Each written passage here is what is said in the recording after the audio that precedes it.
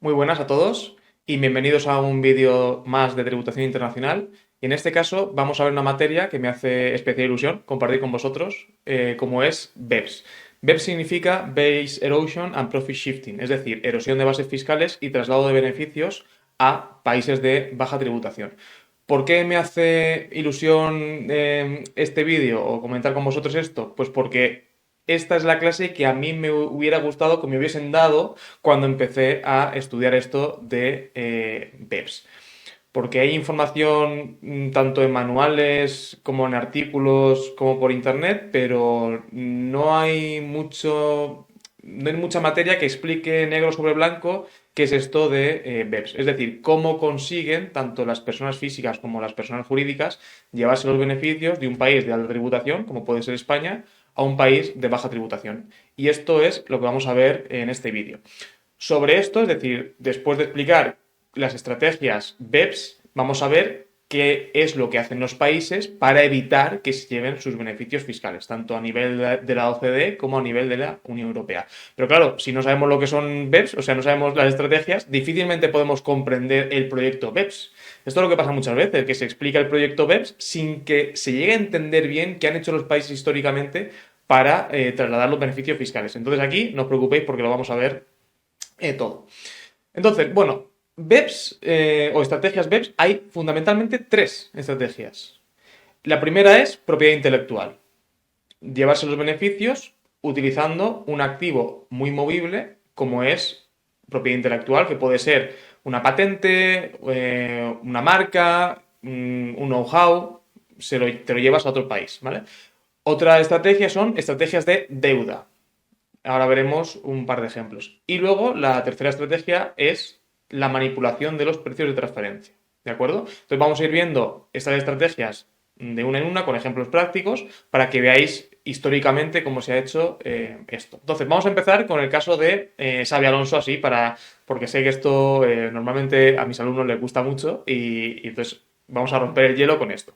Bueno, pues Xabi Alonso tenía un problema y el problema es que se iba a venir a jugar a España de 2009 en adelante ganando un montón de dinero, ¿no? Ahí veis el problema, ¿no? El aumento de dinero que iba a recibir este jugador. Entonces, ¿qué ocurre? Pues que Xavi o cualquier futbolista o cualquier deportista de élite percibe fundamentalmente dos fuentes de ingresos. La primera es su salario, lo que gana por jugar al deporte, en este caso por jugar al fútbol, y la segunda fuente de ingresos son los ingresos de derechos de imagen, ¿de acuerdo? Es decir, pues por vender camisetas o por salir en anuncios o pues, básicamente prestar su imagen para campañas publicitarias. Bueno, pues aquí tenemos que Xabi Alonso iba a percibir en estos años unos derechos de imagen tanto del Real Madrid como de otras marcas. Y esos derechos de imagen iban a ser grabados a tipos marginales, no medios, pero bueno, marginales de más de un 50%. Con lo cual, bueno, pues el salario ya se acepta que se va a grabar a unos tipos muy altos, pero la pregunta es, oye, ¿se puede hacer algo con los derechos de propiedad intelectual? Y aquí entra el esquema fiscal. Entonces, bueno, pues a través de un despacho de abogados, a Xavi le pusieron en contacto con este hombre y este hombre era el propietario, a través de una sociedad en Panamá, de Carsali. Esta sociedad es una sociedad portuguesa, pero que no está en el territorio general de Portugal, sino que estaba en Madeira. Y esta sociedad tenía un régimen fiscal especial según el cual no se pagaban impuestos hasta el 2011. En el 2012 se pagaba un 4% de impuestos sobre sociedades y del 2013 al 2020 un 5%. Ojo, Carsali, sociedad en Madeira, es decir, Portugal, con un régimen fiscal aprobado por la Unión Europea. ¿Vale? Es decir, nada raro aquí, en principio. Entonces, bueno, cuando estaba viviendo en el Liverpool, o sea, cuando estaba viviendo en el Reino Unido y estaba jugando para el Liverpool, Xabi Alonso estaba aplicando un régimen fiscal especial, también aprobado por la Unión Europea, como es el régimen non-dom, que ahora sabéis que Reino Unido no forma parte de la Unión Europea, pero sí forman parte, pues, Irlanda, Chipre y Malta, que sí que tienen regímenes non-dom perfectamente aceptados por Europa, ¿no? Entonces, bueno, pues cuando estaba jugando en el Reino Unido, Xavi estaba aplicando este régimen de tributación. Fundamentalmente, este régimen lo que hace es dejar libres de tributación los beneficios que provengan de fuentes extranjeras si no se remiten al país, ¿vale? Es decir, si no se llevan al país. Si los dejas fuera, pues quedan sin tributar. Con lo cual, fijaos la estrategia, qué fácil. En agosto de 2009, Xavi le vende a Carsali, que es la sociedad portuguesa, sus derechos de imagen por los próximos años por 5 millones de euros.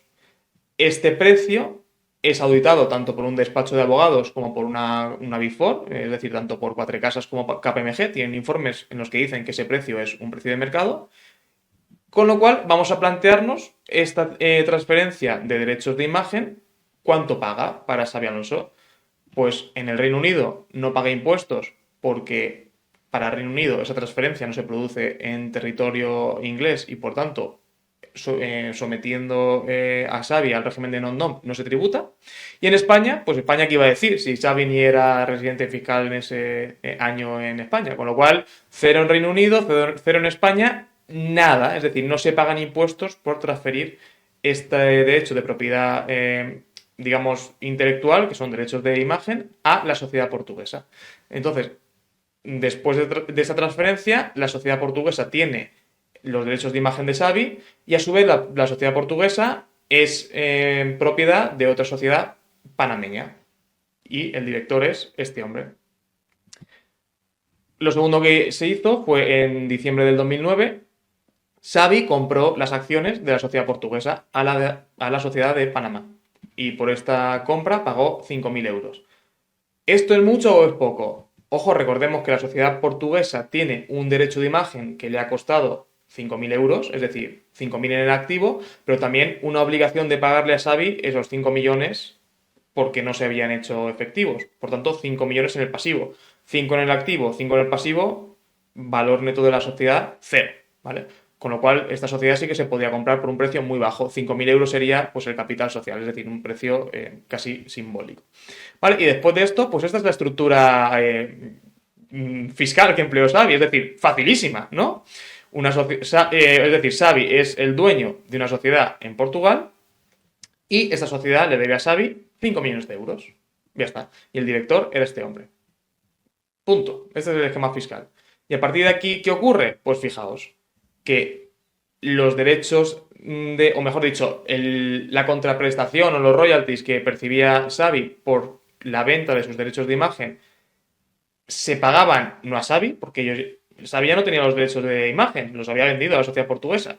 Se pagaban a la sociedad portuguesa, tanto del Real Madrid como de todas las marcas, ¿no? Entonces, claro, la sociedad portuguesa, ¿qué tributaba en esos años? Un 5%. Con lo cual, como mucho, pagaban un 5%. Y luego la sociedad portuguesa le pagaba a Xavi ese mismo importe. Claro, pero este pago no se hacía en concepto de servicios ni de dividendos. Era el pago del crédito que se había generado con la venta de los derechos de imagen. Es decir, lo único que hacía la sociedad portuguesa era devolverle el préstamo a Xavi, con lo cual eso no tributa nada. ¿Vale?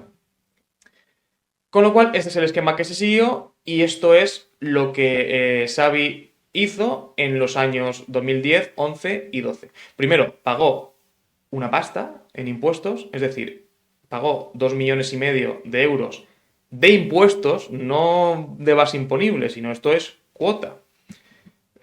Aquí tenéis las cantidades en el 2010, en el 2011 y en el 2012. Y luego una cosa fundamental es que Xavi declaró todo lo que tenía en los modelos de patrimonio. Es decir, en el 720 sabéis que se declaran todos los bienes que se tengan en el extranjero. Pues claro, aquí dijo Xavi, pues mira, yo tengo en el extranjero una sociedad en Portugal, en Madeira, y también me debe esa sociedad 5 millones de euros. Y luego en el 714, que es el modelo del impuesto sobre el patrimonio, también lo presentó declarando igualmente estos activos. Esto lo hizo en el 2010, en el 2011 y en el 2012. Es decir, que Xavi siempre fue transparente mostrando la operación que había hecho. ¿De acuerdo? Vino la agencia tributaria y ¿qué le dijo? Oye, pues que esto que has hecho de la transferencia de los derechos de propiedad intelectual, de los derechos de imagen, que no me lo creo. Esto es una transacción fraudulenta y por tanto no puedes tributar bajo ese régimen. Aquí hay un tema de los derechos de imagen de los futbolistas en el cual no me voy a meter porque lo importante es que entendáis lo fundamental, que es esto, ¿no? Entonces, bueno, Hacienda dijo, no me creo esto ¿Qué tienes que hacer? Pues mira, eso de que tributes al 5% por tus derechos de imagen no me vale. Tienes que tributar a tipos marginales del 50% todos los derechos de imagen. Es decir, tienes que tributar como si no hubieras hecho ese esquema de planificación fiscal. Tienes que tributar como si lo percibieses tú directamente todo, que era, acordaos, la foto inicial, ¿vale? ¿Y qué le pedía la agencia tributaria a Xavi? Pues le pedía 600.000 euros más en 2010, es decir, él pagó 2,5 millones, pues le pedía 600.000 más. 170.000 más en 2011 y 1.200.000 más en 2012. Claro, vosotros sabéis que cuando la cuota por ejercicio y año supera los 120.000 euros, ya entras en delito fiscal. Y eso es un poco por donde fue la agencia tributaria. O sea, la agencia tributaria no fue por un procedimiento administrativo, sino por un procedimiento penal. Y además sentó en el banquillo tanto al abogado de Xavi como a este hombre, que es el que pues le vendió la sociedad portuguesa. Esto un poco, ¿por qué? Pues a ver, yo esto lo digo en clase un poco así de broma, pero es verdad. O sea, la agencia tributaria utiliza esas herramientas, es decir, sentar al banquillo a ciertas personas para un poco que negocien con la fiscalía y que lleguen a un acuerdo. Y si se llega a un acuerdo, normalmente estas personas salen del banquillo de los acusados, ¿no? Es decir, se les ofrece, oye, si convences a tu cliente de que pacte con la fiscalía, normalmente el cliente no entra en la cárcel, paga una multa y aquí pues vosotros ya nos acusamos y el cliente, pues digamos que aunque esté condenado tampoco va a la cárcel, con lo cual, bueno, es una situación en la que eres condenado penalmente, pero no pisas la cárcel, ¿no? Bueno, pues, ¿qué pasó aquí? Aquí tenéis un poco, esta es mi opinión personal, ¿vale? Esto es totalmente subjetivo, pero así es como lo veo yo. Vamos a ver. ¿Por qué no pago impuestos la venta de los derechos de imagen? Ostras, porque la Unión Europea permite que el Reino Unido tenga un régimen non-dom, según el cual esto no tributa impuestos. ¿Por qué? Bueno, eso es lo primero. Lo segundo, la venta de los derechos de imagen se hizo por un precio por el cual había dos informes de despachos y consultorías de mucho prestigio diciendo que ese precio era real. Y oye, ¿por qué no pagó la compañía de Portugal impuestos o pagó un 5%? Bueno, pues porque Madeira tiene ese régimen especial y la Unión Europea dijo que eso era ok. Y además Xavi fue transparente, él todo lo declaró en sus modelos fiscales. ¿No? Entonces yo veo que estos son motivos para decir, bueno, vale, pues lo que se ha hecho no es evasión fiscal. Quizás sea ilusión, pero desde luego evasión no. Y luego, ¿qué me huele a mí mal? Pues que todo es un poco raro, ¿no? Que dices, oye, esto de que Madeira tenga un régimen y tú le transfieras los derechos de propiedad intelectual, huele raro. Y además, esta persona tenía muchas compañías en Madeira, que además las empresas las poseían a su vez sociedades en paraísos fiscales, como pues, Islas Vírgenes Británicas o Panamá, y todo es un poco raro, ¿no? Ahí metes paraísos fiscales y parece que ya estés haciendo algo malo. Pero claro, pues yo creo que al final pesa más los argumentos racionales que las sospechas o digamos, la intuición de que algo huele mal, ¿no? Porque al final esto se apoya en regímenes fiscales aprobados por la Unión Europea, ¿no?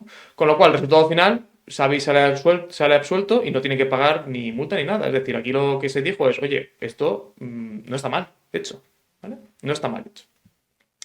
Con lo cual, fijaos aquí que esto es la receta. ¿Cómo consiguió Xavi tributar un 5% parte de sus derechos de imagen? Pues empleando tres cosas. Lo primero, derechos de imagen, es decir, los ingresos que generaba Xavi no venían de jugar al fútbol, venían de sus derechos de imagen. Ese activo, ese derecho de imagen, como veis, se puede transferir a sociedades simplemente con un contrato. Es decir, es un activo muy movible. Los derechos de imagen los puedes poner donde tú quieras, ¿no? Con lo cual eso es muy importante. Lo segundo, aquí tenía un país respetable en el sentido de que no es un paraíso fiscal, por lo menos no es un paraíso fiscal en todo su régimen tributario, el cual garantizaba una tributación mínima para sociedades incorporadas o, mejor dicho, constituidas en Madeira. Y además, otro país también respetable, como es el Reino Unido, el cual ofrecía un régimen de non-dom. Entonces, esto es un poco lo que utilizó Xavi para tributar un 5% en sus derechos de imagen. Esto es importante, quedaos con esto. Propiedad intelectual movible y colaboración de países, en principio, que a nadie le parecería un paraíso fiscal, ¿vale? vamos a contrastar esto con el caso de Messi. En el caso de Messi hay poca información porque Messi sí que llegó a un acuerdo con Fiscalía. Entonces lo que yo he hecho aquí ha sido un resumen. Un resumen con los materiales que he podido conseguir, ¿vale? No os toméis todo quizá al pie de la letra, pero a grandes rasgos esto es lo que ocurría. Bueno, pues Messi tenía el mismo problema que Xavi. Problema, ¿no? Pues lo pongo entre comillas. El problema es que iba a ganar un montón de dinero jugando para el Barcelona, de su salario, ¿no? O sea, por jugar ya se aceptaba que iba a pagar más de un 50% en tipos marginales, pero por la cesión de sus derechos de imagen también iba a pagar más de un 50%. Y esto es lo que se trata de evitar por parte de Messi. Y vamos a ver cómo se hace, cómo se intenta organizar este esquema fiscal para tributar menos o no tributar. Bueno, lo primero es que Messi le vende a una sociedad en Belice, ¿vale? Sus derechos de imagen durante 10 años por 50.000 euros. Y una cosa importante es que no hay ningún informe que respalde este precio y además esta transacción no se declara en el modelo tributario que presenta Messi.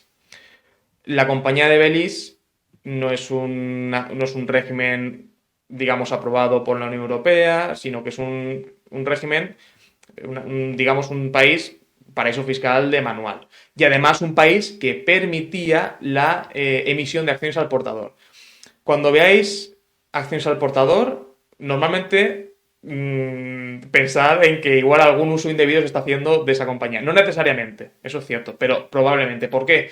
Porque las acciones al portador lo que hacen es que confieren la cualidad de socio a quien las posea. Entonces es imposible para el país o para ninguna autoridad saber quién es el socio de esa entidad. Entonces, claro, este tipo de acciones que están prohibidas en casi todos los países del mundo, las acciones al portador, pues son una fuente de ocultación.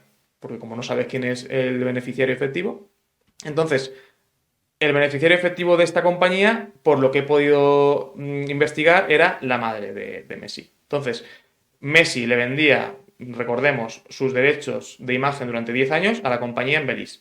Y la compañía en Belice firmaba contratos de agencia con dos sociedades, una en Reino Unido y otra en Suiza.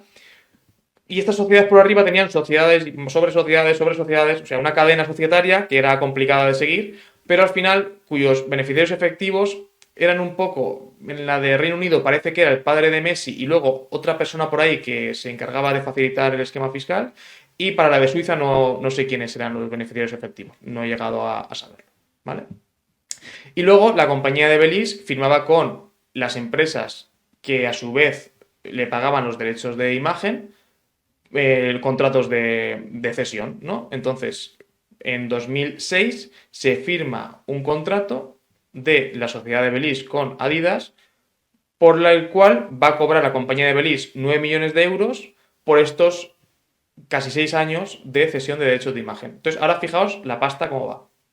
Adidas le paga bueno, esto es 2006, ¿eh? Los 9 millones eran por 6 años, ¿vale? Con lo cual, por 2006, Adidas le paga 1,5 millones a las compañías, no el paraíso fiscal, sino la compañía de Reino Unido y la compañía de Suiza. Y luego, estas empresas, a su vez, le pagan a la compañía de Belice menos un 10% en concepto de management fee, ¿vale? Con lo cual, aquí vemos cómo se articula el esquema fiscal. ¿Qué ocurrió? Pues que se ve que algo ocurriría con este hombre, esto ya es suposiciones mías, ¿vale? No quiero decir que nadie, o sea, no quiero dar más información de la que tengo. Entonces, no sé qué ocurrió, que se decidió que los derechos de propiedad intelectual no debían estar en la compañía de Belice. ¿Qué se hizo? Se vendieron posteriormente, o sea, se vendieron en 2007 a una compañía en Uruguay. Importante, la compañía de Belice tenía un contrato firmado con Adidas, según el cual iba a recibir 9 millones de euros. Y este derecho de imagen se vende a la sociedad de Uruguay gratis. Entonces, claro, eso evidentemente no es un precio de mercado. ¿Quién era el último beneficiario efectivo de la sociedad de Uruguay? Al parecer Messi. Y luego se hace el mismo esquema. La sociedad de Uruguay firma contratos de agencia con una sociedad en Reino Unido y con otra de Suiza, que estas no tengo ni idea de quién sería el beneficiario efectivo, y la sociedad de Uruguay firma con Adidas la cesión de los derechos de imagen. ¿vale?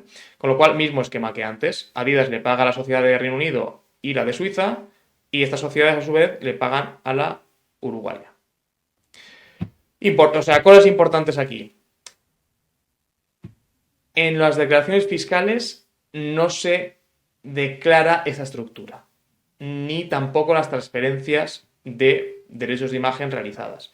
La que hizo Messi a la de Belice no se declara, la que hizo la sociedad de Belice a Uruguay no se declara, y tampoco se declara que Messi era el propietario de la sociedad uruguaya. Entonces, claro, como veis aquí, al contrario que en el caso de Xavi, en el caso de Messi, este esquema se basa en el secretismo de países considerados como paraísos fiscales. Con lo cual, no tienes el visto bueno de países respetables, entre comillas, ¿no? Lo que tienes aquí es, oye, como no me van a pillar, yo no voy a decir nada y lo voy a guardar todo en países, en jurisdicciones que no comparten información con otros estados. Claro, el resultado, que esto es muy difícil de defender, porque aquí está claro que no te está pasando estás intentando, o sea, tu esquema se basa en que no se enteren. En el momento que se enteran, estás fastidiado, ¿no? Claro, Messi fue condenado a 21 meses de cárcel. Como sabéis, condenas inferiores a 2 años por sujetos que no tienen antecedentes y que no se basen en delitos violentos. En principio se puede suspender la entrada a prisión. Pues Messi no fue a la cárcel, pero pagó pues una multa millonaria. ¿De acuerdo? Entonces, bueno, antes de pasar al Double Irish, importante, ¿qué diferencia el caso de Messi y de Xavi? Pues que Xavi se basaba en regímenes que estaban ofrecidos de forma transparente por los países y que se podía defender que, oye, que si tú tienes una transacción realizada en un país de la Unión Europea que te ofrece un régimen favorable, ¿por qué no lo vas a utilizar? Eso era el régimen de Xavi. Y además, todo, digamos, informado en las declaraciones fiscales. En contra, Messi se basaba en el secretismo, con lo cual es muy difícil defender una estructura de ese tipo cuando te pillan. ¿Y qué tenían en común Xavi y Messi? Pues que ambos estaban localizando sus derechos de imagen en diferentes países. Es decir, lo que les permitía a Xavi y a Messi hacer estas estructuras es que los derechos de imagen se pueden vender fácilmente y localizar en el país, en principio, que se quiera. ¿Vale? Entonces, una vez visto esto, vamos a ver el Double Irish. El Double Irish, yo no sé por qué, pero no se estudia. O sea, esto es, vamos, en tributación internacional es imprescindible conocer este esquema fiscal. A mí no me cabe en la cabeza como hay estudiantes que salen de la universidad habiendo cursado asignaturas de tributación internacional y no saben cómo funciona esto. Porque esto es el mayor agujero de impuestos que ha habido en la historia. Que se sepa, ¿no? Entonces, ¿cómo funciona el Double Irish? Vale, primero vamos a ver sin Double Irish, ¿vale? Imaginaos que tenemos aquí una compañía en Estados Unidos que vende cualquier cosa, pueden ser normalmente productos intensivos en propiedad intelectual, es decir, productos que sean caros no por lo que cuesta fabricarlos, sino por lo que cuestan las fases de investigación y desarrollo. Pues lo típico son teléfonos de alta tecnología o productos farmacéuticos. Estos son los típicos ejemplos en los que el producto vale mucho por la propiedad intelectual que tiene asociada. Entonces, imaginaos que tenemos aquí una compañía de Estados Unidos que le vende un teléfono, por decir algo, a un consumidor en España. Se lo vende por 100 euros, por tener números redondos, y entonces en Estados Unidos pues tiene 100 euros de ingreso, tendrá gastos, pero vamos a suponer que son mínimos, por tanto vamos a decir que es cero para, pues por el ejemplo.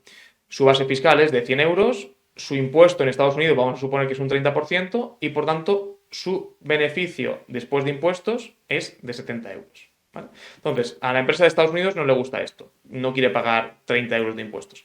¿Qué va a hacer? Pues va a intentar, primero, esto todavía no es el Double Irish, no es el doble irlandés, va a intentar rebajar su factura fiscal vendiéndole la propiedad intelectual a una compañía de Bermuda. Entonces, como veis aquí, la empresa de Estados Unidos le vende la propiedad intelectual a la Bermuda por 1 euro.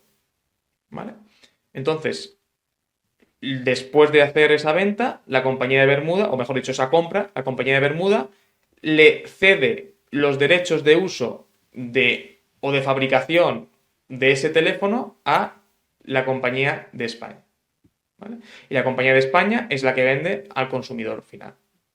¿vale? Entonces, ¿qué ocurre? Pues que la compañía de España obtiene 100 euros por la venta del móvil, ¿no? Pero dice, ojo, que yo tengo que pagarle royalties a la sociedad que es la dueña de la propiedad intelectual. ¿Cuánto le tiene que pagar? Pues pongamos que son 100 euros. Con lo cual, en España no hay base fiscal y no se pagan impuestos. En Bermuda se reciben 100 euros de royalties y se paga 1 euro por la compra de la propiedad intelectual. La base fiscal son 99 euros. Como en Bermuda no hay impuestos sobre sociedades, pues el beneficio es todo libre de impuestos. Y en Estados Unidos hay un pequeño beneficio por la venta de la propiedad intelectual.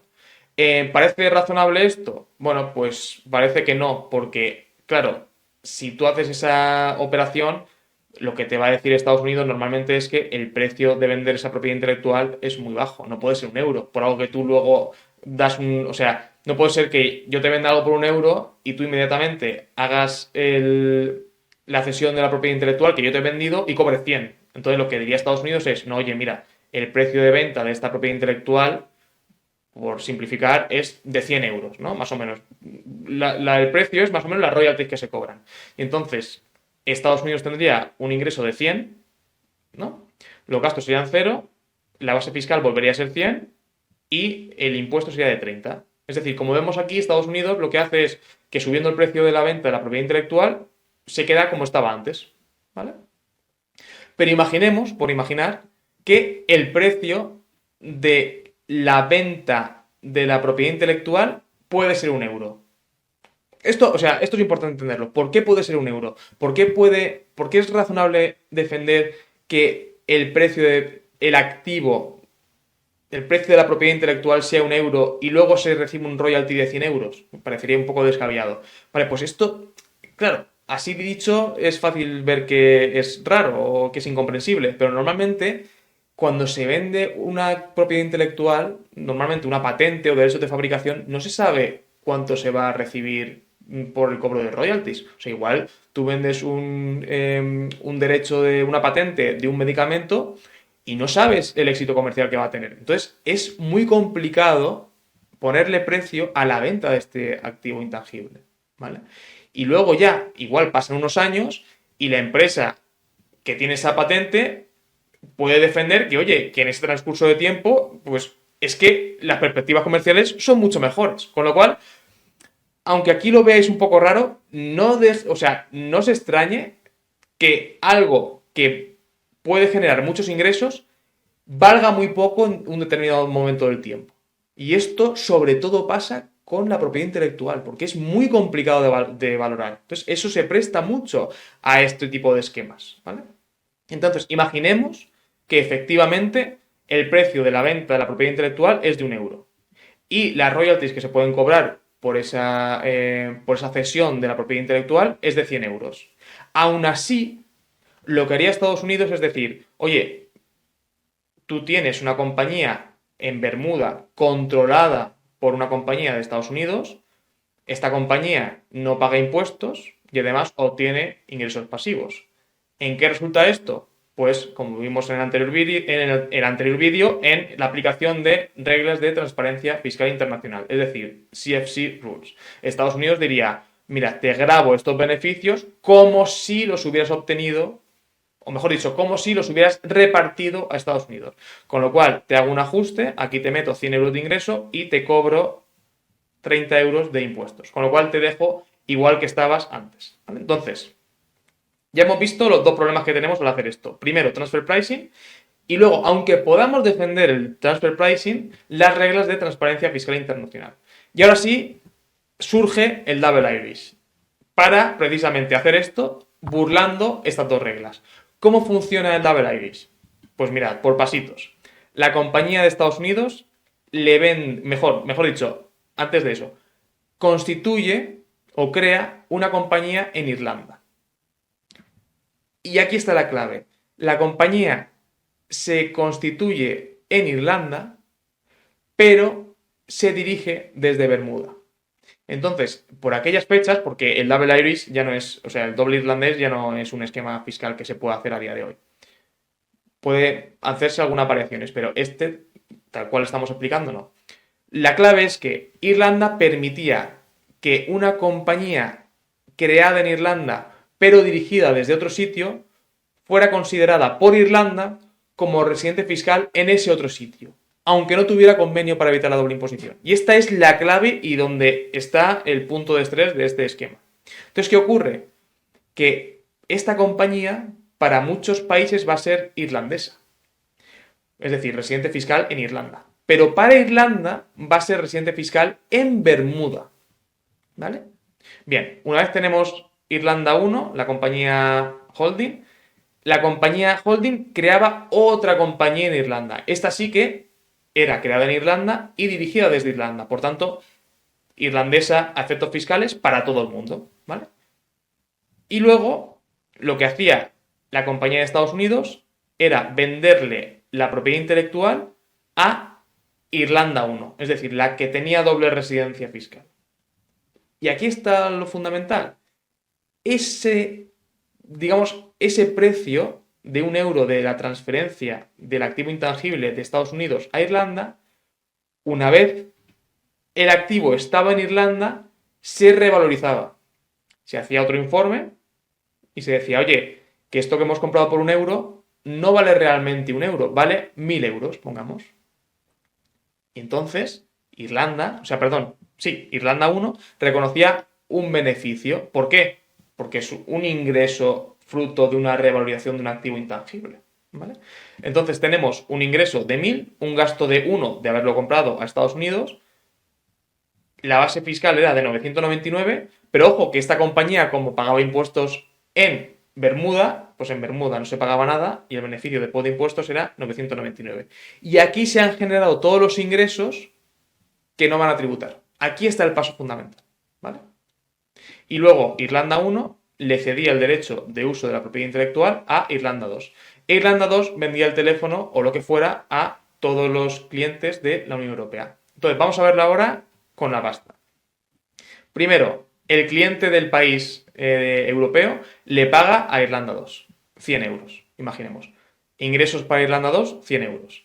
Irlanda 2 le paga el royalty a Irlanda 1 de 100 euros. Por tanto, tributación en Irlanda 2, 0.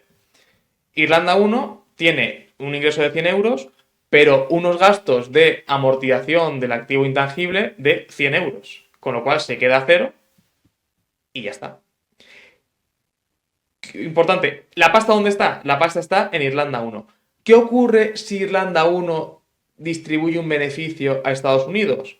Pues que Estados Unidos, ese dividendo, en la medida en la que no ha pagado impuestos en ningún sitio, lo va a someter a imposición. Con lo cual, en Estados Unidos pagaría impuestos y nos dejaría en el mismo supuesto de partida, es decir, pagaría impuestos normalmente al tipo general y pagaría 30 euros de impuestos. Con lo cual, haciendo eso, hemos hecho toda esta estructura para quedarnos igual. ¿Qué ocurre? Que eso no se hace, es decir, no se distribuyen los dividendos a Estados Unidos. Con lo cual, la pasta, el dinero, ¿dónde se queda? Aquí, en Irlanda 1. ¿Que Irlanda 1 dónde está? Pues según a quien le preguntes, pero a efectos fiscales, para Irlanda, en Bermuda.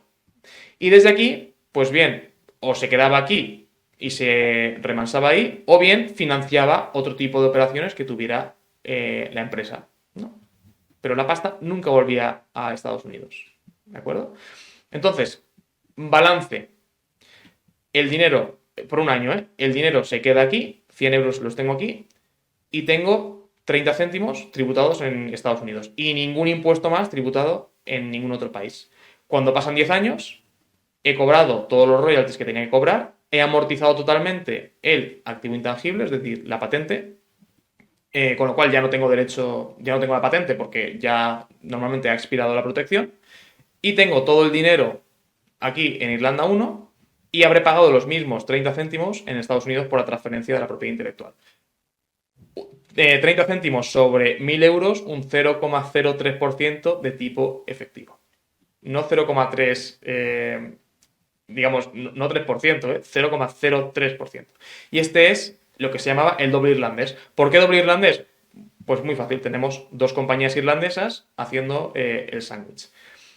¿Qué ocurre? Aquí durante algunos años había un problema, que es que cuando Irlanda 2 le pagaba los royalties a Irlanda 1, Claro, esta empresa para Irlanda era residente fiscal en Bermuda. Entonces, Irlanda 2 cuando pagaba los royalties, si se los pagaba tal cual a Irlanda 1, bajo la legislación de Irlanda, le estaba pagando royalties a un paraíso fiscal. Con lo cual, ¿qué ocurría? Que Irlanda 2 sometía a withholding tax ese pago de royalties. Y entonces a Irlanda 1 le llegaba pues los 100 euros menos el withholding tax aplicable. Y el withholding tax pues iba a Irlanda. Con lo cual, esto evidentemente, si se hacía así, no era atractivo para la empresa de Estados Unidos, que lo que quería era no tributar. Claro, si me están haciendo esto y al final me someten a tributación mediante un withholding tax, pues para eso me quedo igual, ¿no? Entonces, ¿qué ocurría en este caso? Que se interponía una compañía en los Países Bajos, normalmente, entre las dos Irlandas. Y esto es el doble irlandés, ¿no? Double Irish with a Dutch, ¿no? Con un holandés, ¿no? El doble irlandés con un holandés. O Double Irish with a Dutch en inglés. Entonces, ¿qué ocurrió en este caso? Lo mismo, pero en este supuesto, cuando Irlanda 2 le pagaba los royalties a la empresa de Países Bajos, decía Irlanda, oye, yo le estoy pagando royalty a una compañía de la Unión Europea, por tanto, sin retención. Y aquí viene la gracia, que los Países Bajos, cuando le pagaba el royalty a Irlanda 1, para los Países Bajos, como esa empresa se había constituido en Irlanda, era residente fiscal en Irlanda. Entonces, le estaba pagando los royalties a una empresa europea, con lo cual, sin withholding tax, y el dinero llegaba íntegro a Ireland One. Ya hemos visto el Double Iris. ¿Esto qué supuso? Pues supuso que $1 trillón americanos, es decir, 1 billón europeo, fuera aparcado, remansado, se estima, en paraísos fiscales durante estos 20 años. ¿Vale? 1 billón de euros europeos. Esto es lo que se ha conocido como la mayor herramienta de evasión fiscal, o mejor dicho, de elusión fiscal de la historia. Aquí tenemos ejemplos de empresas que lo utilizaron, lo utilizó Apple, lo utilizó Google, lo utilizaron muchísimas compañías farmacéuticas, muchísimas, ¿vale? Podéis investigar, esto es muy interesante de investigar y os hacéis una idea de cómo se utilizó este esquema. Entonces, aquí hay un tema que hay que reflexionar sobre él, ¿no? Esta es un poco la concepción habitual de lo que la gente piensa que es la elusión fiscal. La gente se imagina empresas multinacionales demoníacas, ¿no? O malvadas, buscando huecos en los códigos fiscales de diferentes países y entonces encuentran el hueco y por ahí, a pesar de los países, consiguen eludir impuestos. Joder, qué malas las compañías multinacionales que están ahí todo el día buscando el recoveco para intentar eludir impuestos. Vale, esa es la visión habitual. Yo os voy a dar algunos datos que igual os hacen replantearos esa visión. Vale, os voy a dar algunos datos de qué ocurrió con el Double Iris, ¿vale? No voy a, de momento, extraer ninguna conclusión, pero primero os doy los datos y luego ya, si queréis, concluimos. Entonces, fijaos. Primer dato. Hasta el 2010, el esquema que se tenía que utilizar era el Double Irish with a Dutch. O sea, el doble irlandés con un holandés. ¿Por qué? Porque si poníamos directamente las dos Ireland, en ese caso se cobraba una retención y por tanto el esquema no servía de nada. Pero a partir de 2010, Irlanda dijo, oye, es que estoy aquí generando un montón de negocio para los Países Bajos que sin haber creado este esquema, ¿no? Están consiguiendo tener un montón de compañías y un montón de negocio en su territorio. ¿Por qué le estoy dando este negocio a los Países Bajos? Entonces lo que hizo Irlanda fue cambiar su legislación para que, según la propia legislación de Irlanda, no hubiese retención en este caso, a partir de 2010. ¿Vale? Entonces, a partir de 2010, el Dutch es irrelevante, o sea, se puede hacer directamente el Double Irish. Ya no hace falta meter la compañía de los Países Bajos o la holandesa antiguamente por ahí. Primer dato.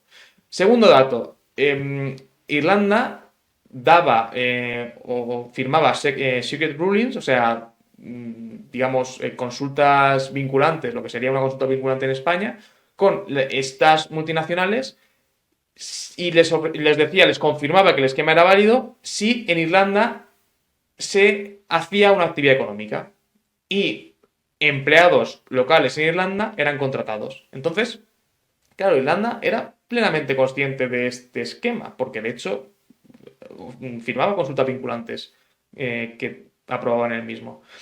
Luego, el segundo dato, ¿eh? Tercer dato.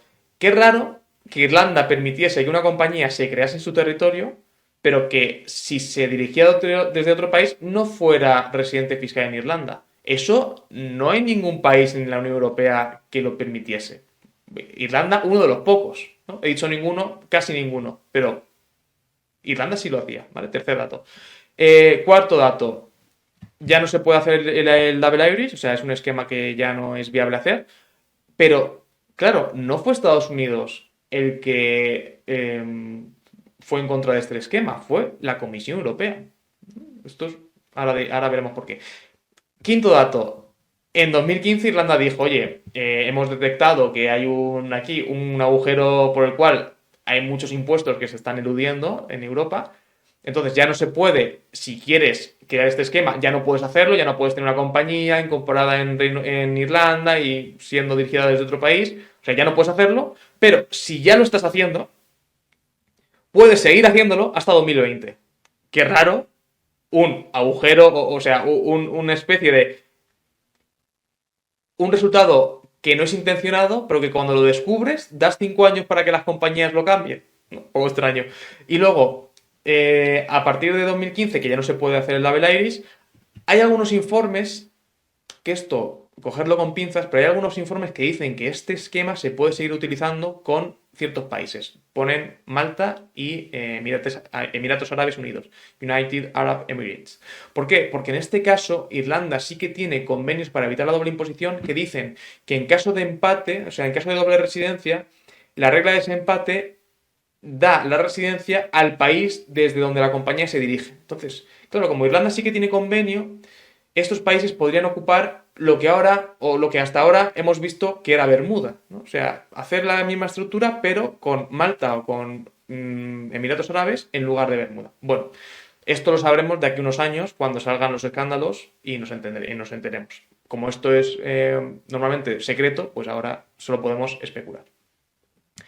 Entonces, ¿cuál es la conclusión? Mi opinión, que la ilusión fiscal no se trata, o por lo menos en este caso, no se trata de empresas multinacionales buscando recovecos y huecos fiscales en códigos de diferentes países, sino que los países en sí tienen un rol activo, o sea, ellos mismos modifican sus legislaciones fiscales para dar cabida a este tipo de esquemas, ¿no? Veíamos Portugal con Madeira, vemos Reino Unido con el non-dom, que ahora ya lo veremos en vídeos siguientes, que ya no se puede hacer. Reino Unido ya ha dejado de permitir la utilización del non-dom, pero bueno, Xavi, digamos que requirió de ese régimen para poder hacer la estructura, y luego el Naver Iris se basaba fundamentalmente en el régimen de Irlanda, con lo cual, bueno, pues esto nos da una perspectiva de cómo se realiza la ilusión fiscal, que si no la tenemos es muy complicado entender el fenómeno.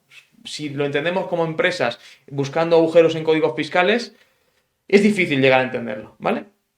Entonces, ¿cuál es la receta del Double Iris? Pues fundamentalmente tres cosas. Primero, volvemos a ver propiedad intelectual, que es movible, o sea, que se puede localizar en diferentes países.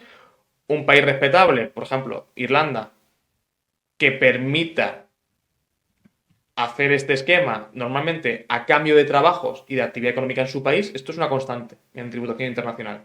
Los rulings normalmente te dejan rebajar tu factura fiscal a cambio de emplear a gente en ese país. Es un poco... siempre se repite la misma historia. Y luego, esto sí que era necesario un paraíso fiscal de manual, es decir, el típico paraíso fiscal que no coopera y que tiene 0% de impuestos sobre sociedades.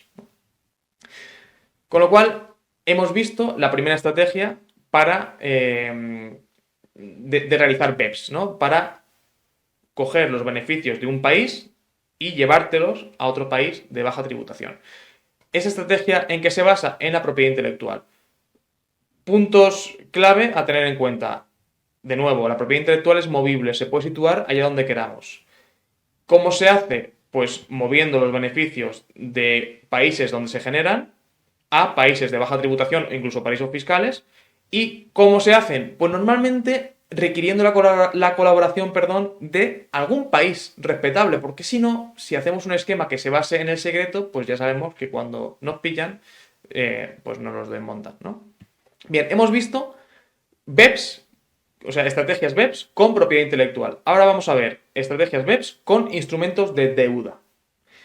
Y veremos también estrategias que se basan en utilizar estructuras híbridas y también un caso muy particular que habéis escuchado seguramente, que es los LuxLeaks, en qué se basaban y cómo funcionaba ese esquema. Vale, entonces, lo primero, con las estrategias de deuda es complicado saber dónde acaba una buena planificación financiera y dónde empieza la ilusión fiscal. Porque veréis que aquí no está tan claro que esto sea ilusión fiscal. Fijaos, os voy a poner un ejemplo. Imaginad que aquí tenemos varias empresas, ¿vale? Empresa A, B y C, que están en diferentes países.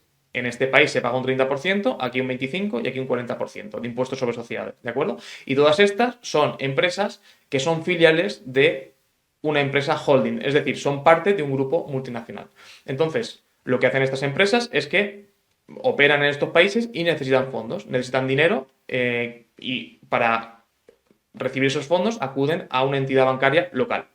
¿Cuánto necesita la entidad A? Necesita 1.000 euros. ¿A quién se lo pide? A este banco, banco local. ¿Cuánto es el tipo de interés que le cobran? Un 10. Entonces, ¿qué paga de intereses? 100 euros. 1.000 euros por el 10%. Esos 100 euros, como el tipo impositivo es el 30%, le permiten ahorrar 30 euros en impuestos. Le permiten ahorrar porque está pagando 100 euros de intereses, evidentemente. Entonces, su resultado contable es menor y su tipo impositivo se aplica sobre una base menor. ¿Vale? Entonces, el ahorro fiscal, dicho así, por pagar estos 100 euros es de 30 euros. En el país B, la empresa necesita 2.500 al 8%, paga 200 de intereses, al 25% ahorra, o mejor dicho, tiene un ahorro fiscal de 50 euros. Esto no es ahorro fiscal en el sentido negativo, es simplemente que por tener un gasto X en un país a un tipo Y, pues tienes una factura fiscal menor, pero eso, como he dicho antes, no es porque estás ganando menos. Y luego en el país C necesita la empresa 5.000 euros, al 6% paga 300 euros de intereses.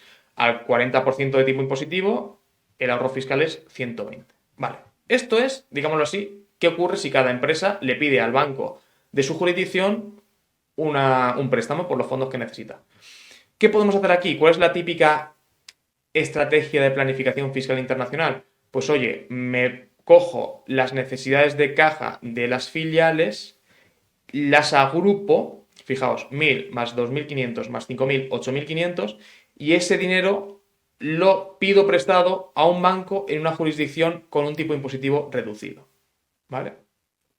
Entonces, imaginamos, claro, porque aquí hay que suponerlo, que consigo tener un tipo de interés del 4%. ¿Por qué? Pues oye, porque como centralizo todos los préstamos en un solo país, igual puedo negociar mejores condiciones. No es lo mismo ir pidiendo un poquito en cada sitio, en cada banco, que tener unas necesidades altas y poder negociar con todas las necesidades de tesorería de todo el grupo, ¿no? Entonces, imaginemos que esta entidad consigue el préstamo de 8.500, que es lo que todo el grupo necesita, pero al 4%. ¿Qué ocurre ahora? Pues fijaos, que la empresa esos 8.500 euros se los va a prestar a cada una de las filiales, pero no al 4, sino al tipo de mercado. ¿Cuál es el tipo de mercado? Pues oye, el mismo que tú obtendrías si te financiases con un banco local, el que veíamos antes. Entonces le da 1.000 euros al 10% a la empresa A, 2.500 al 8 a la empresa B y 5.000 euros al 6 a la empresa C. ¿Qué ocurre inmediatamente? Pues que, bueno, inmediatamente no, cuando pase el tiempo suficiente como para que se generen esos intereses. Bueno, pues si es un interés anual, pues un año. ¿Qué ocurre transcurrido un año?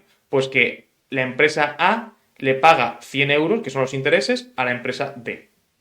B le paga 200 y C le paga 300. Que fijaos que es lo mismo que le pagaban de intereses, fijaos, aquí, ¿vale? Le paga 100, 200 y 300. Y aquí le pagan 100, 200 y 300. Lo mismo, pero en vez de pagárselo a un banco, se lo pagan a la empresa D. Con lo cual la empresa D recibe ese dinero y ¿qué es lo que paga?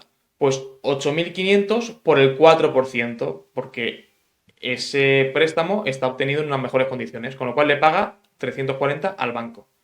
Y aquí viene la magia, fijaos, recibe 600, tiene que pagar 340, beneficio de 260, 260 al 10%, 26 euros.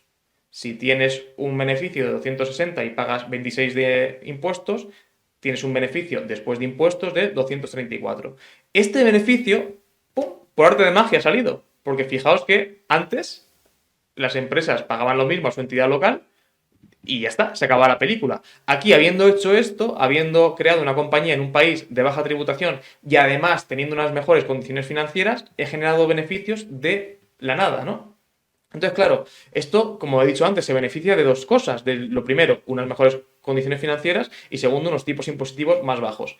¿Esto es elusión fiscal o es planificación financiera lógica que el grupo debería hacer y si no lo hace está faltando a su compromiso con sus accionistas? Porque su compromiso con los accionistas, si yo tengo acciones de esta empresa y me dicen que están pagando a los bancos un 10% cuando se lo pueden todo agrupar y pagar un 4%, digo, oye, quiero decir, ¿qué estoy haciendo con mi dinero? ¿No? Lo estáis gestionando mal. Entonces, ahí lo dejo. O sea, estas estrategias de deuda muchas veces ahorran impuestos, pero claro, uno se plantea dónde empieza la ilusión fiscal, ¿no? Bueno, esto es una estrategia común. Fijaos que como resultado de esta estrategia, las filiales acaban pagando muchos intereses. Y esto va a ser clave cuando veamos el proyecto BEPS. Porque las estrategias de deuda se basan en eso, en que, oye, como las empresas pagan muchos intereses, pues al final el beneficio que queda en este país es poco. ¿Vale? Bueno, esta estrategia es la normal. Claro, ahora podemos ver un paso más. ¿Cuál es la estrategia, digamos, que ya sí que es ilusión fiscal? Pues la que utiliza instrumentos híbridos. Entonces, hay instrumentos híbridos, tanto para, digamos, un híbrido puede ser tanto una empresa como un instrumento financiero. Vamos a ver los dos ejemplos. Mirad, esto, que es así muy facilito, es una entidad híbrida. ¿Por qué es una entidad híbrida? Pues porque el país A se piensa que esto, es decir, que B, no sabemos si es empresa B, pero B es un establecimiento permanente o una sucursal de A. Esa es la clave. Y B se piensa que, o sea, el país B se piensa que B es una empresa. Es decir, una empresa independiente y con su personalidad jurídica propia. Entonces, claro, B es híbrido. ¿Por qué es híbrido? O sea, híbrido parece muy complicado, ¿no? Es una palabra muy complicada, pero es muy fácil. Es híbrido simplemente porque el país A se piensa que es un EP de A y el país B se piensa que es una entidad independiente. Entonces, ¿qué ocurre? Pues que cuando B tiene un gasto, por ejemplo, le paga un interés a un banco de 100.000 euros, el país B dice, ostras, una empresa residente fiscal en mi país ha pagado 100.000 euros a un banco, vale, pues tiene un gasto deducible de 100. Y el país A dice, ostras, un establecimiento permanente de mi empresa A ha pagado intereses a un banco, tiene un gasto deducible de 100. Con lo cual, mediante este esquema, se hace lo que se conoce como double dipping, es decir, coge la salsa, ¿no? La salsa es tus beneficios y le metes un dip con una, digamos que el gasto, le metes un dip con uno y otro con otro, es decir, le das dos veces a la misma salsa y claro, la salsa baja y paga menos impuestos. Una alumna me hizo una pregunta muy interesante aquí que me dice, oye, vaya tontería, ¿no? Porque si estas empresas son rentables, al final también es doble ingreso. Pero claro, aquí estamos viendo una parte. Normalmente estas empresas son deficitarias y lo que se hace es poner aquí a otra entidad que sí que tiene ingresos y hacer consolidación fiscal, ¿vale? Pero bueno, eso ya es un poco más complicado. Lo importante es que este híbrido genera este doble gasto. ¿Por qué puede ser esto? Pues porque esto puede ser perfectamente una entidad transparente. Por ejemplo, una LLC en Estados Unidos. O sea, Estados Unidos, teniendo el régimen de check out the box, que es simplemente que si tú marcas una casilla, la entidad se trata como transparente y si no, se trata como una entidad opaca. Claro, eso es un caldo de cultivo para este tipo de planificaciones, porque si le dejan elegir al contribuyente si quiere que una entidad se trate como transparente o no, pues imaginemos a qué puede dar lugar esto, ¿no?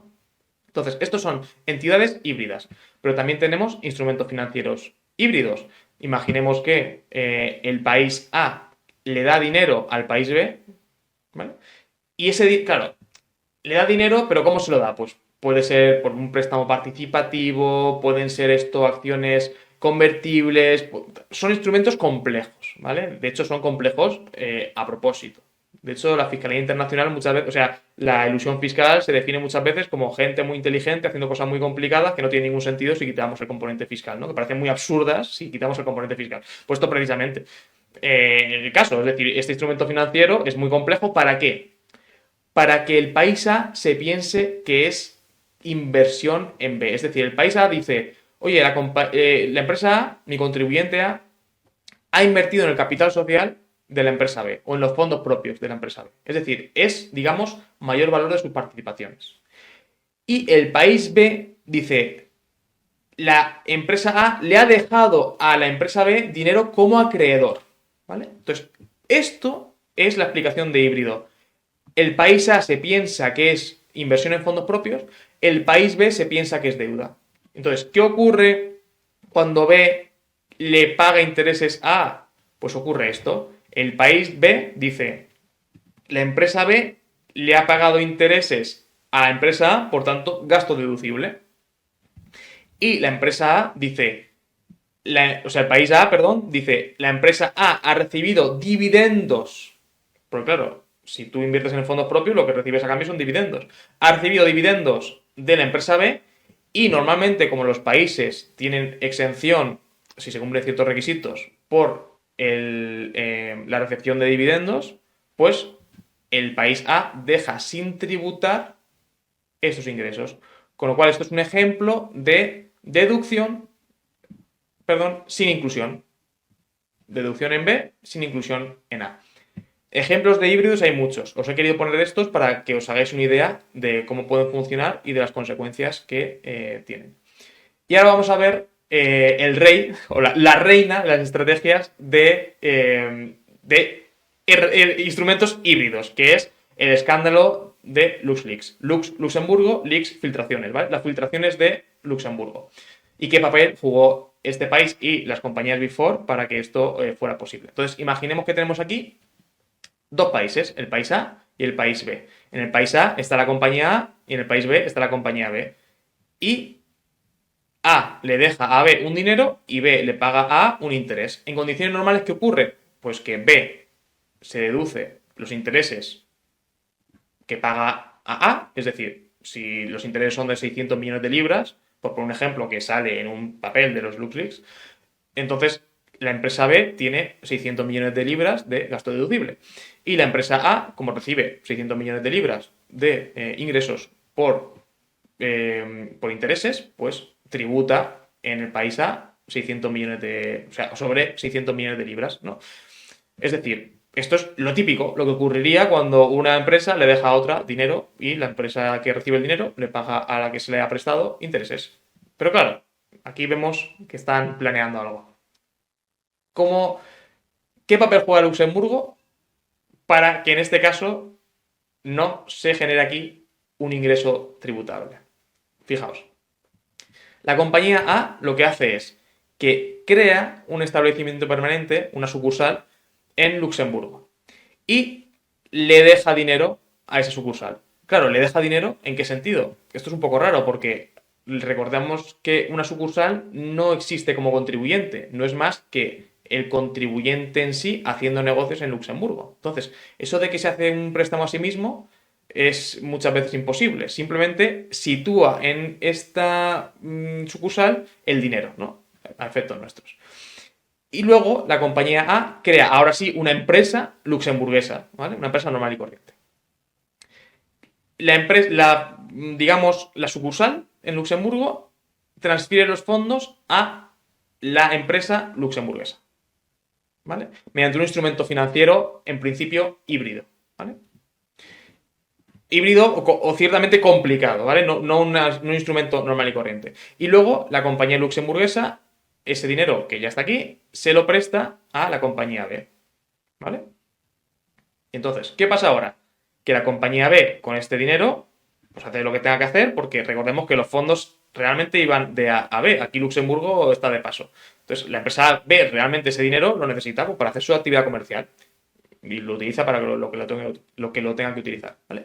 Y luego le paga intereses, por ejemplo, 600 millones de libras a quien le ha dejado el dinero. ¿Quién le ha dejado el dinero? La empresa en Luxemburgo. Con lo cual, aquí gasto deducible de 600 millones de libras y aquí ingreso tributable o ingreso sometido a tributación de 600 millones de libras, ¿vale? Aquí está. Y aquí está el dinero.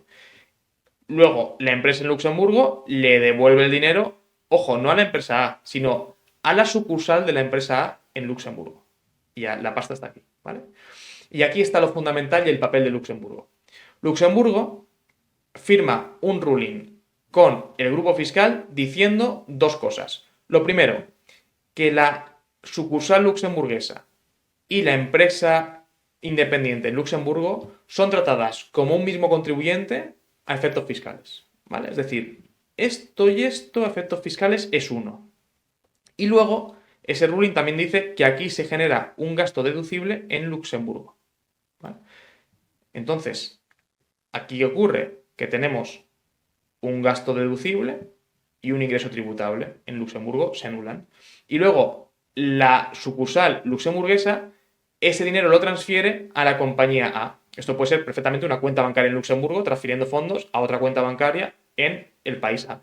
¿Qué ocurre? Que el país A dice, a ver, aquí no ha habido un ingreso propiamente porque una empresa no se puede pagar intereses a sí misma, con lo cual ese interés en el país A no se incluye como ingreso, ¿vale?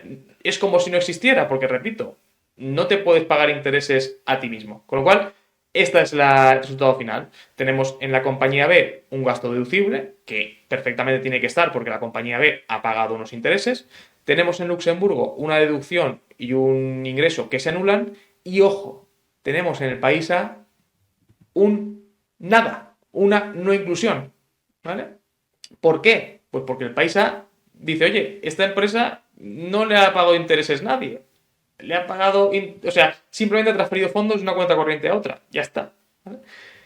¿Qué es la pieza o cuál es la pieza fundamental para que esto funcione? El ruling de Luxemburgo diciendo que esto es ok en Luxemburgo. ¿Vale? Ruling además, o sea, equivalente a consulta tributaria en España, que evidentemente era secreto.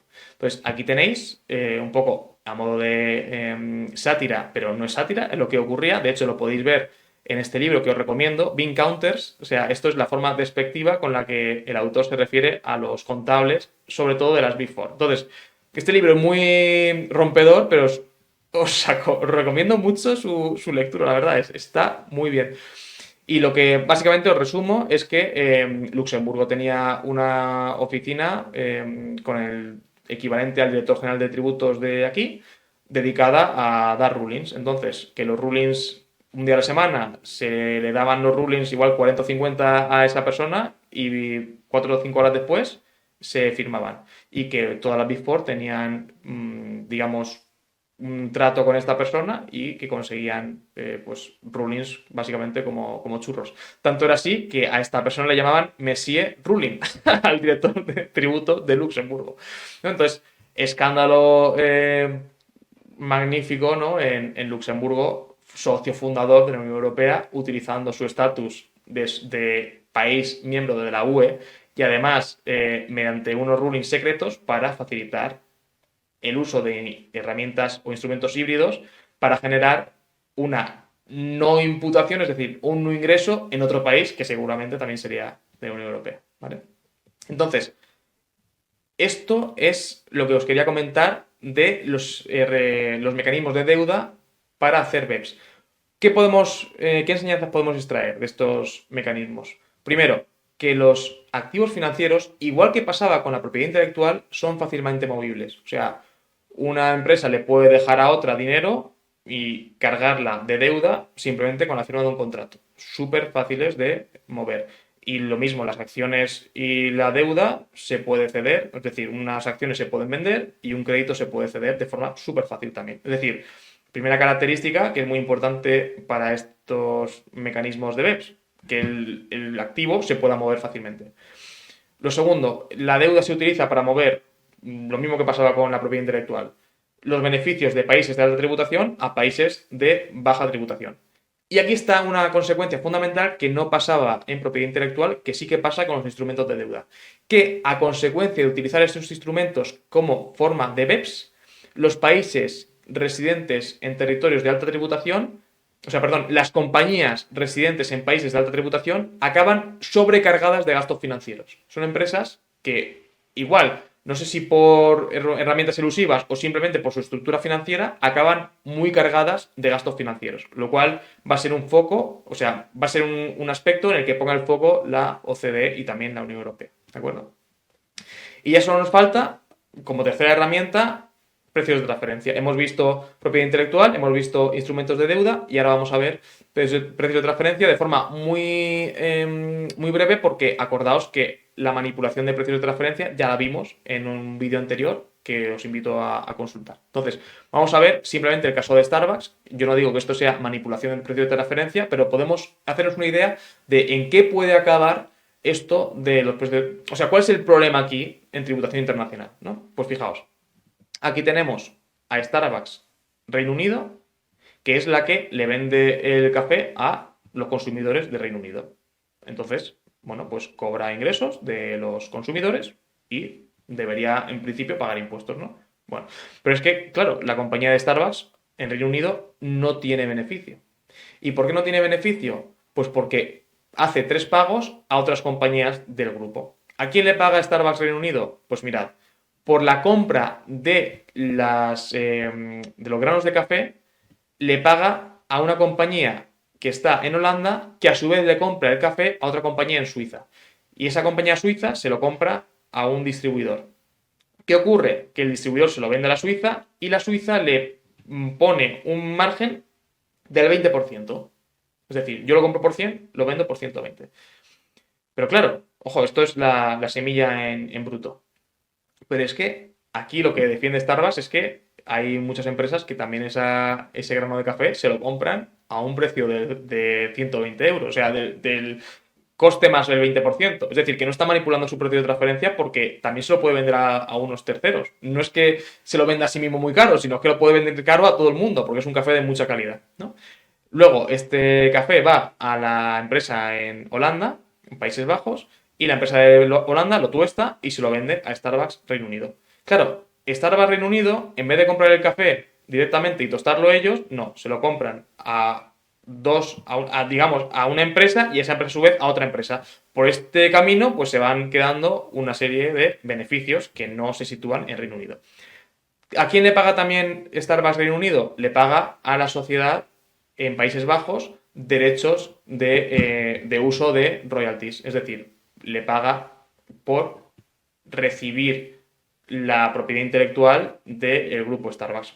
¿Por qué puedes llamarte Starbucks? Pues porque te lo están permitiendo la sociedad de Países Bajos. Por eso le pagas un canon, ¿no?